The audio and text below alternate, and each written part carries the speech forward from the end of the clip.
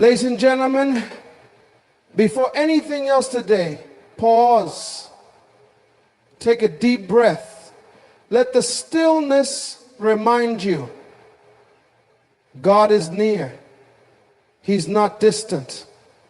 He's not silent. He's not ignoring your prayers. He's whispering to your spirit this very moment, seek me first. Not your phone, not your to-do list, not the worry that crept in overnight, not the opinions of people who don't even know you're calling. They seek me first because I am your source. I am your strength. I am your breakthrough before the battle even begins. Too often we chase what we think will satisfy success, money, approval, security, only to find ourselves more exhausted, more confused, and still empty.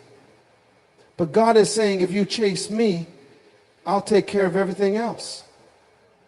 You don't have to beg for what I've already promised. You don't have to compete for what I've already assigned to your name. You don't have to force doors open. I hold the keys. There's peace in my presence. There's clarity in my voice. There's protection in my shadow. I see what you're facing. I know what you're carrying. But if you'll just put me first before the anxiety, before the decision, before the distractions, I will align your day, your mind, your heart, your future. You've tried handling it on your own. You've tried controlling it. You've tried fixing people and manipulating outcomes. But now, let me invite me into the center. Let me order your steps. Let me renew your thoughts. Let me silence every lie with my truth. Because when you seek me first, you don't have to run after blessings. Blessings start running after you. Favor finds you. Peace guards you. Joy strengthens you. Provision meets you. Not because you earned it, but because you trusted me enough to put me first. This morning, let this prayer rise from your heart. Father, today I seek you first. Before anything else pulls at me, I choose to sit with you. I surrender my plans, my fears, and my desires to your will. Lead me, fill me, align my steps with your purpose. Let everything I touch today carry the fragrance of your presence. I trust you with my today and my tomorrow. In Jesus' name, amen. Let that be your rhythm, not just a prayer, but posture. And watch how heaven responds when earth makes God its first priority. He's not asking for perfection, he's asking for priority. Put him first. Everything else will fall into place. When you seek God first, you position yourself for divine alignment. Everything in life begins to flow differently. Not because your circumstances always change instantly, but because your posture before God draws his hand, his favor, and his wisdom into your life. Prioritizing God is not about religious routine. It's about recognizing that he is your source, your center, and your sustainer. When you make him your priority, provision isn't something you strive to earn. It becomes something that naturally flows from the relationship. God knows exactly what you need before you even ask. He's not unaware of your responsibilities, your deadlines, your desires, or your dreams. But he designed life in such a way that when he is first, everything else begins to find its place. Prioritizing him is like putting the cornerstone in the foundation of your day. If the cornerstone is off, the whole structure leans. But when he is centered in your heart, your thoughts, and your time, then everything else begins to align with peace, purpose, and power. Too often we live in survival mode. We hustle for significance. We chase opportunities. We work tirelessly trying to make things happen. But there's a better way. God's way. He never designed us to strive in anxiety. He designed us to walk in trust. And trust starts with priority. Seeking him first is not passive. It's powerful. It says, before I try to solve it, God, I'm coming to you. That act of surrender is what opens doors that your talent alone never could. It invites supernatural provision into natural situations. When you seek God first, he starts making ways where there were none. People come into your life at the right time. Resources show up when you least expect them. Clarity comes to confusion. Is that once stressed you out, begin to shrink in the light of his presence. That's what provision really is. It's not just money or opportunity or material things. Provision is God providing peace in pressure. It's God providing clarity in chaos. It's God providing strength when you feel like giving up. Provision is God giving you what you didn't even know you needed. This kind of provision doesn't come through control. It comes through trust. It comes through intimacy with the Father. When you prioritize him, you begin to tune your ears to his voice. And in his voice is strategy. In his voice is direction. In his voice is confidence. Instead of spending your energy trying to force outcomes, you begin to flow in obedience. And obedience always attracts provision. Jesus said, seek first the kingdom of God and his righteousness, and all these things will be added to you. That's not a religious suggestion. It's a divine key. He wasn't saying, don't work, don't dream, don't build. He was saying, put the foundation in place first. Let your inner world be in order before you try to fix the outer world. You can have all the success in the world and still feel lost if God is not at the center. But if you have him, you can lose everything and still rise again, because your source was never stuff. It was always him. There is a flow that happens when God is first. Doors open without you pushing. People notice you without you promoting yourself. Resources align without you begging. That's not coincidence. That's the blessing of divine order. When you wake up in the morning and say, God, I give you this day, lead me, use me, speak to me, you are stepping into a rhythm that invites heaven into your routine. You begin to recognize that the pressure to perform is no longer on your shoulders. You don't have to be your own provider. God already is. And yes, it takes discipline. It takes intention. It takes slowing down long enough to say, before I check my notifications, I'll check in with my Creator. But it's worth it, because when he is first, your time stretches further. Your decisions become clearer.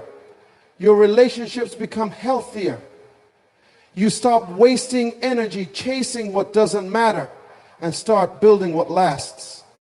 Provision is not just about getting what you want. It's about being sustained in every season. Whether it's harvest or drought, breakthrough or waiting. And when you seek God first, he becomes the consistency you need when life gets unstable. He becomes the peace in your confusion. He becomes the confidence when fear tries to creep in. He provides stability, and from that stability, he begins to bring increase, not just in things, but in your capacity, your wisdom, your influence, and your impact. So if you've been feeling like you're striving, trying to make ends meet, trying to hold it all together, let today be the day you shift your focus. Don't chase the blessing, chase the one who blesses. Don't seek the outcome, seek the one who controls outcomes. Your provision is connected to your priority. And when your priority is Him, lack can't hold you, fear can't stop you, and stress can break you. Everything changes when you seek God first. Not because life becomes perfect, but because you stop trying to do it in your own strength. And when you stop striving, you make room for God to start supplying. That's where peace lives. That's where provision flows. That's where purpose takes over. It all begins with priority. Seek Him first. Everything else will follow. God doesn't compete. He waits. He waits not because He is weak, not because He is distant, but because His love is patient and His presence is sacred. He will never force Himself into a space that hasn't welcomed Him. He will never shout over the noise we allow to dominate our lives. Instead, He stands at the door and knocks, waiting for us to open, not demanding, not rushing, just gently present, fully available, and lovingly consistent. We live in a world that screams for our attention. Notifications buzz, demands pull, deadlines pressure us from the moment we wake up. Our minds are constantly in motion, thinking, solving, worrying, reacting. And in the middle of all that chaos, the voice of God remains steady but quiet. He doesn't raise His volume to match the world. He waits for us to lower the volume of everything else so we can hear Him clearly. This waiting is not passive. It's intentional. God waits because He values relationship over reaction. He doesn't want us to come to Him just because we're desperate. He wants us to come because we desire Him. He wants to be our first response, not our last resort. But He will never force us to choose Him. That's the beauty and the challenge of love. It must be chosen.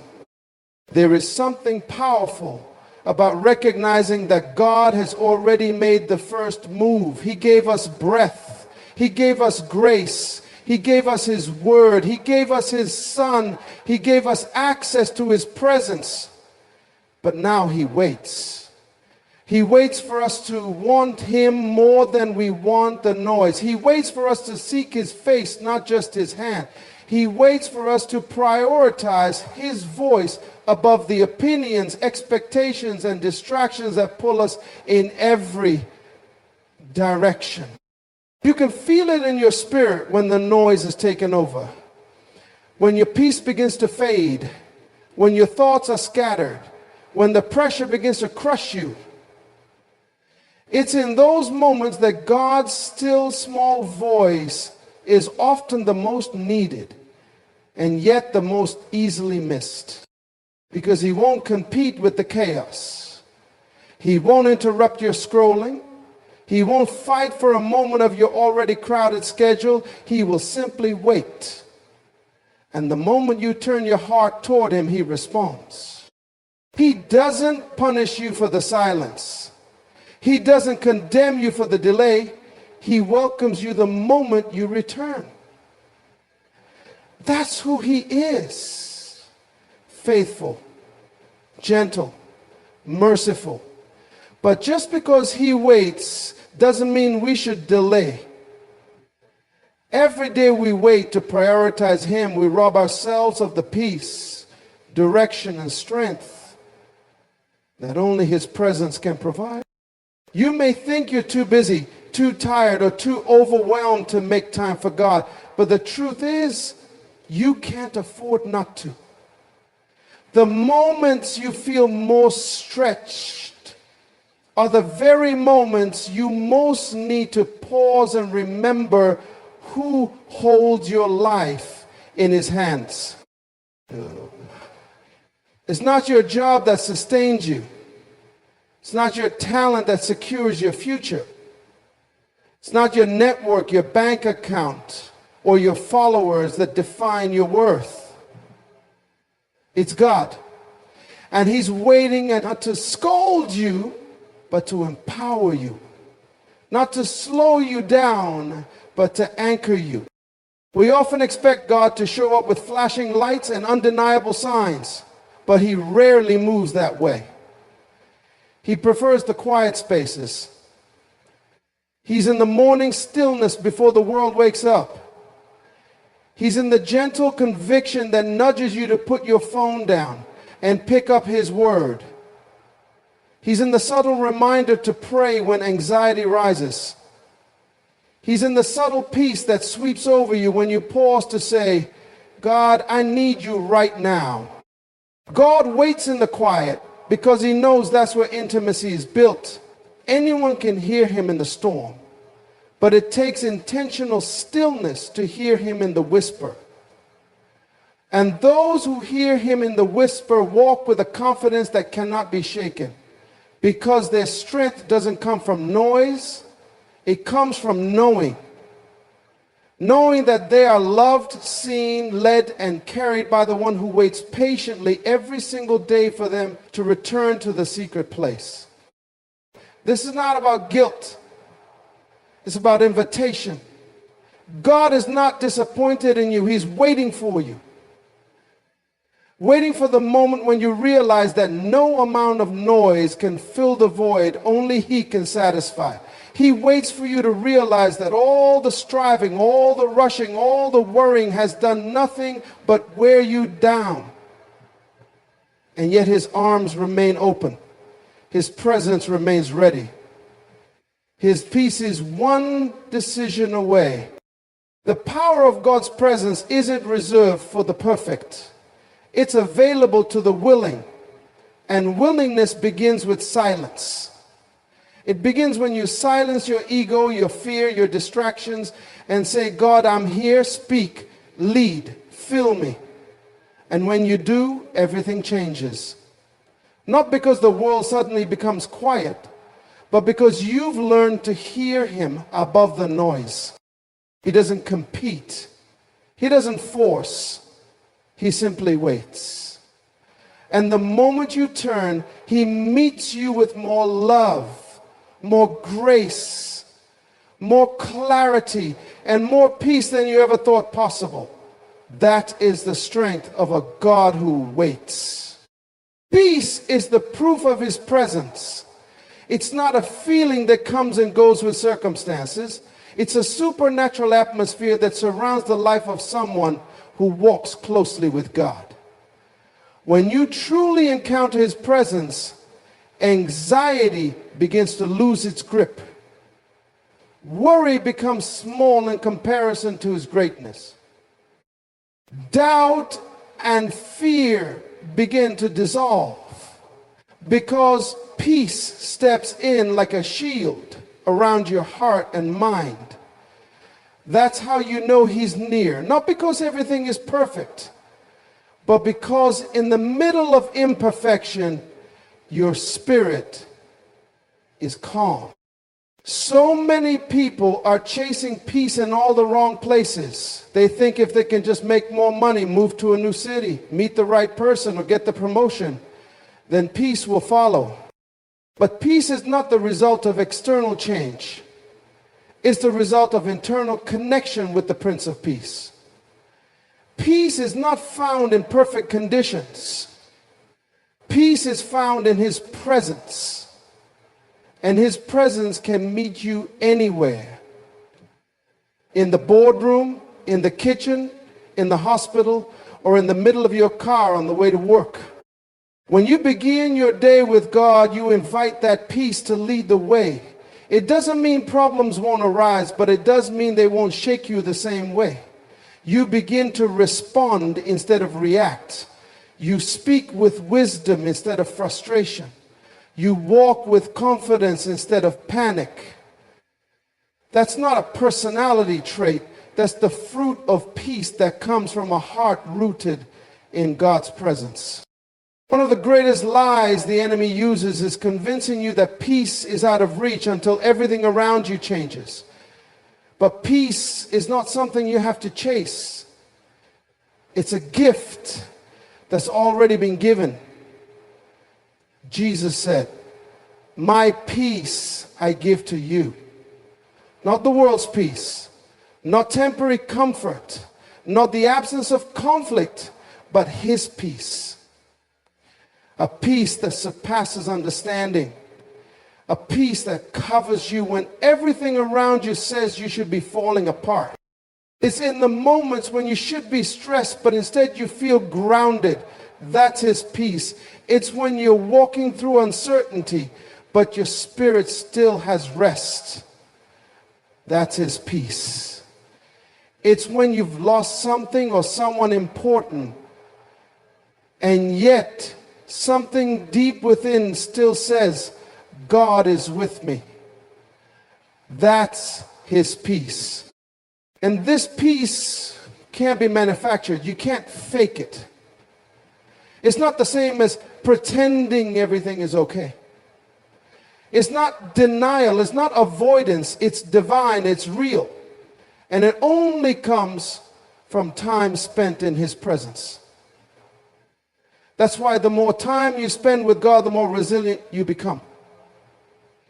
Because peace strengthens you. It guards your emotions. It becomes a force field that blocks the fiery darts of anxiety, fear, anger, and discouragement. When your soul is anchored in God's presence, you don't get tossed around by every situation. You don't lose your mind when people act out of character. You don't fall apart when the answer is not yet. You know who's with you. And knowing who's with you gives you peace in the waiting, peace in the storm, peace in the valley, and peace on the mountain. Peace is not just about calming down, it's about rising above. It positions you to hear God clearly.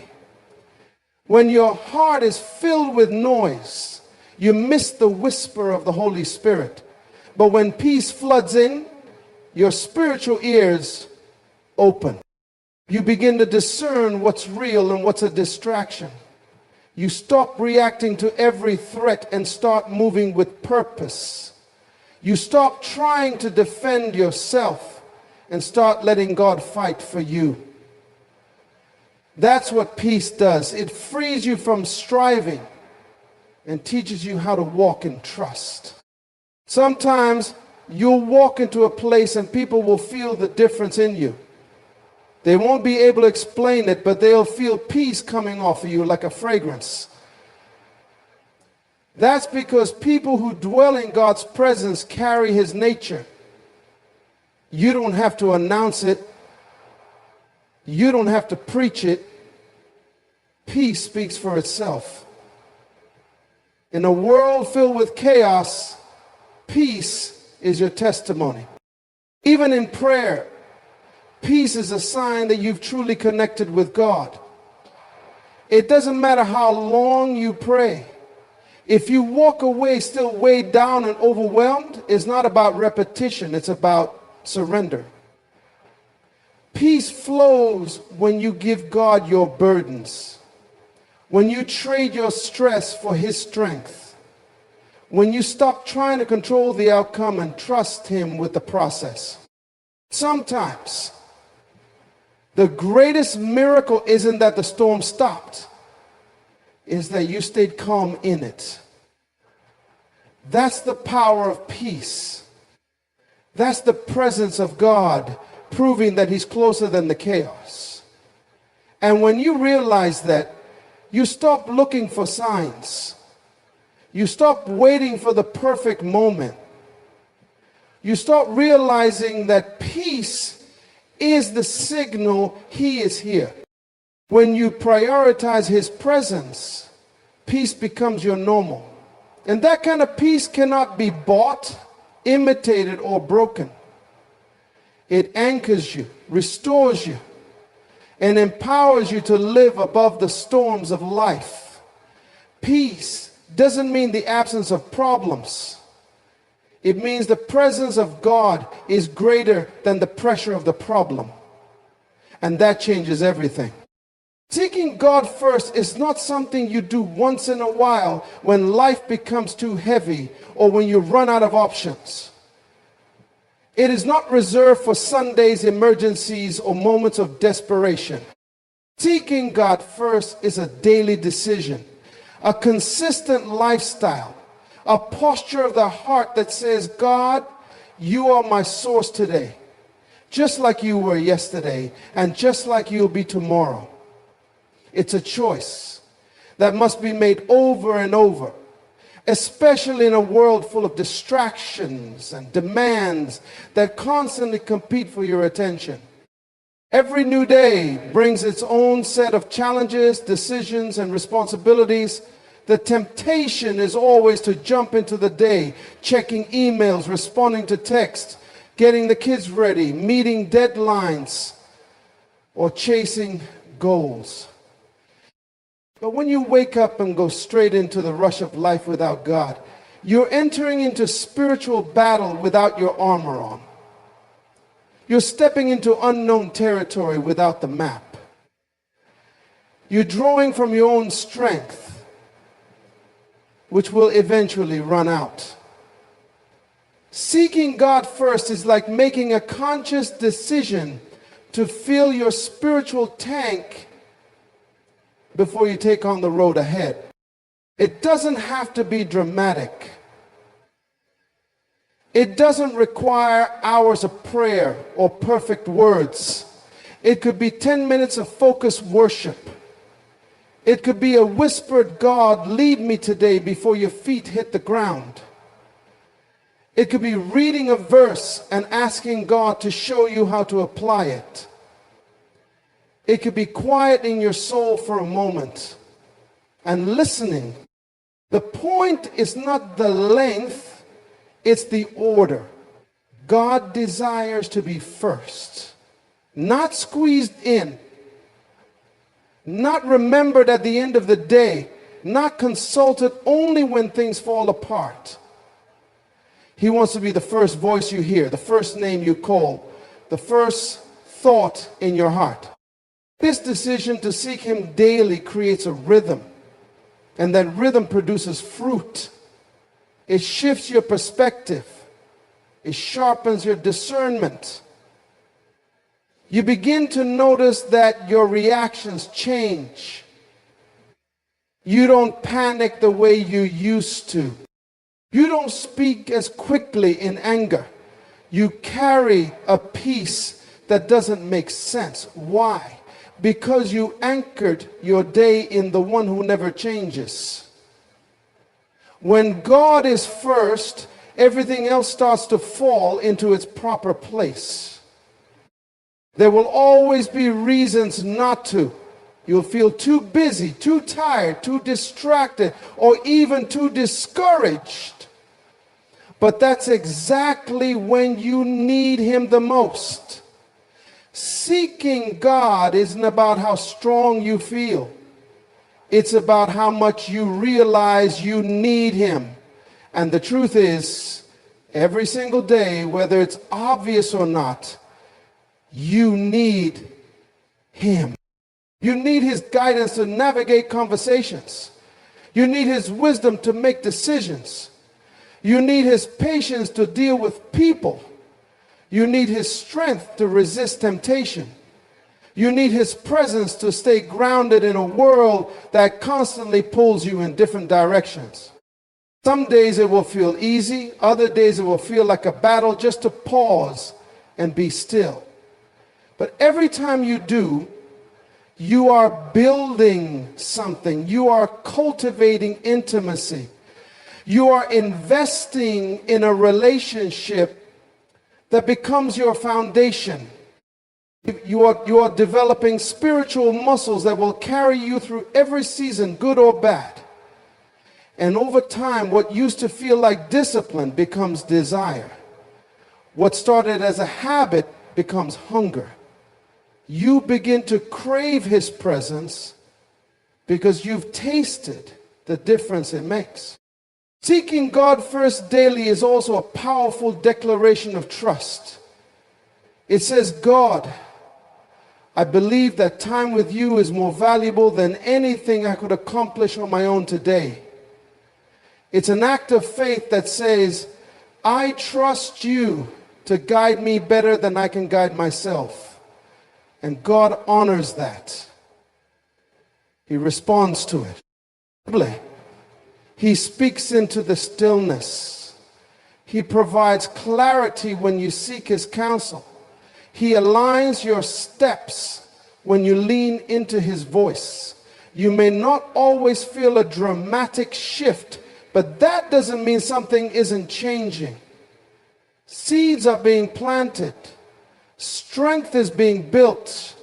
Sensitivity to his spirit is being developed. There will always be noise. There will always be pressure. But when you start your day with God, the noise doesn't control you. The pressure doesn't crush you. You begin to live from the inside out instead of reacting from the outside in. You operate from peace instead of panic. You walk in wisdom instead of confusion. You are led instead of being driven. And others will notice. They may not know what it is, but they'll see a steadiness in you, a calmness, a confidence. That's what happens when you consistently seek God. His presence begins to mark your life. His character begins to shape your responses. His priorities begin to direct your decisions. Not because you're trying to be perfect, but because you're connected. Consistency in seeking him creates consistency in your spirit. This daily pursuit of God doesn't just change a day, it changes your life. It transforms how you view success, how you handle disappointment, how you love others, and how you see yourself. The world will keep shouting for your attention, but you'll know where your true center is. And every time you return to that place, before the chaos, before the rush, you'll be reminded that the only way to live strong, live free, and live full is to seek him first every single day. God never called you to live a life that's built on pressure, comparison, or the need to prove yourself. He called you to live in alignment with him, secure in who he is, and confident in who you are because of him. The world will try to define you by what you do, how much you have, or how far you've climbed. But God defines you by your connection to him. And when you align your priorities with his, everything begins to shift. Not just what you do, but how you do it, why you do it, and who you become along the way. Alignment with God is about more than avoiding sin. It's about living with purpose. It's choosing to make decisions not based on pressure, but on peace. Not based on popular opinion, but on divine direction. When you seek him first and allow him to shape your steps, you begin to live in a rhythm that honors both your calling and your character. You stop running after things he never told you to chase. You stop forcing doors he never told you to open. You stop fighting battles he already won. That's what happens when alignment takes the lead. You move with grace instead of grind. But alignment doesn't happen by accident. It requires intentionality. It means looking at every part of your life, your time, your focus, your relationships, your ambitions, and asking, does this reflect God's heart for me? Is this leading me closer to Him or pulling me away? Because it's possible to be successful in the world's eyes and completely out of sync with God's will. It's possible to be productive and empty, busy but broken, visible but spiritually blind. That's why alignment matters more than appearance. A life that looks full on the outside but is disconnected on the inside is a life that will eventually collapse under its own weight. God isn't impressed by hustle. He's drawn to obedience. He doesn't need you to impress Him. He wants you to walk with Him. He wants to be your source, your guide, your anchor. And when you truly begin to walk in alignment, you realize that some things you thought you needed, you don't. Some people you thought had to stay, don't. Some goals you thought were everything weren't even the assignment. Alignment clarifies what actually matters. It frees you from distractions and sets your eyes on eternity, not just achievement. And here's the beauty of alignment with God. It brings favor without striving. When you're where you're supposed to be, doing what He called you to do, even if it doesn't make sense to others, God breathes on it. He multiplies your effort. He opens doors you couldn't open. He brings connections you didn't chase. He provides in ways you couldn't plan. Because when your life is aligned with His will, His resources follow His purpose. You don't have to beg for blessings. You don't have to manipulate outcomes. You just have to stay connected and stay obedient. Living in alignment also means you don't have to fear what's ahead. You don't have to be paralyzed by the unknown. You don't have to overthink every step. Why? Because when you've sought God first and surrendered your plans to Him, you can trust that even if things don't go your way, they're still going His way. His alignment doesn't just cover your today, it protects your tomorrow. It orders your steps. It leads you away from danger and into destiny. And sometimes alignment means letting go. Letting go of habits, patterns, people, or opportunities that looked good but weren't God. It's not always easy. Your flesh will resist, your ego will protest, but your spirit knows. Deep down, your spirit will always recognize when something is off. And if you're sensitive to the Holy Spirit, He'll prompt you. He'll whisper, not this one, not this time, wait on me. And when you listen, you avoid detours that cost years. You skip heartbreaks that never had to happen. You protect your peace and preserve your purpose. Alignment doesn't mean everything will be easy, but it does mean you'll have a foundation that doesn't crack under pressure. It means you'll have a clarity that the world can't take from you. It means that no matter what others are doing, you're not moved because your steps are ordered, your heart is anchored, and your identity is secure. So many people live reactive lives, bouncing from crisis to crisis, opportunity to opportunity, with no real direction. But those who live in alignment move intentionally. They're not in a hurry because they know God's timing is perfect. They're not jealous because they know their portion is already prepared.